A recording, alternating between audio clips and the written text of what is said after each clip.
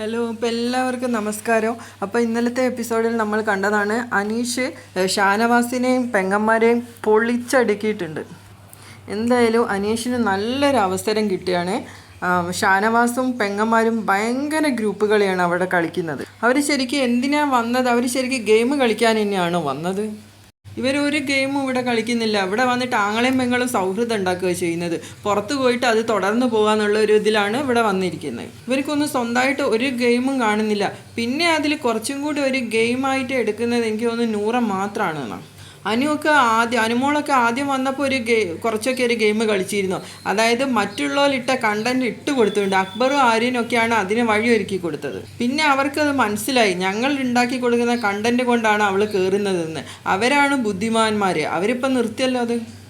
അല്ലാതെ അനുമോളൊക്കെ എന്തെന്നാ അവിടെ കളിക്കുന്നത്? വെറുതെ ഇപ്പോൾ ഫുള്ള് കിച്ചണിലാണ്.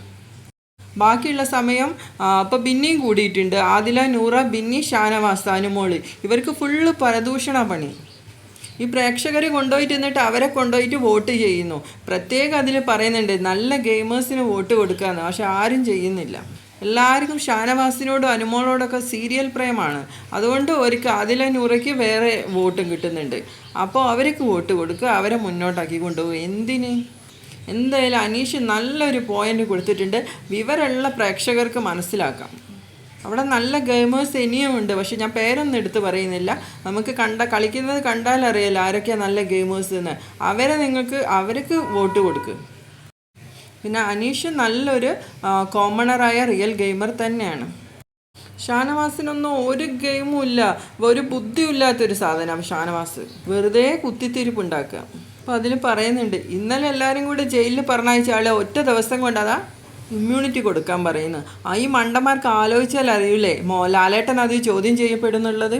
പിന്നെ അതുമല്ല, അപ്പാനി ഗ്രൂപ്പ് കളിച്ചെന്ന് ഇവർ തന്നെയാണ് പറഞ്ഞുണ്ടാക്കിയത്. അപ്പം പിന്നെ ഇവരും അപ്പാനിയും തമ്മിൽ എന്ത് വ്യത്യാസമുള്ളത്? ഇങ്ങനത്തെ ആൾക്കാരെയൊക്കെ എന്തിനാണ് ഇവിടെ കൊണ്ട് വെച്ച് പൊറപ്പിക്കുന്നത്? ശരിക്കും ഔട്ടാക്കി വിടണം. എന്നിട്ട് നല്ല ഗെയിമേഴ്സിനെ അവിടെ നിർത്തുക. അതല്ല വേണ്ടത്. ഈ പ്രേക്ഷകർ വെറുതെ വോട്ട് ചെയ്ത് കൊടുക്കുക. എന്തിന്?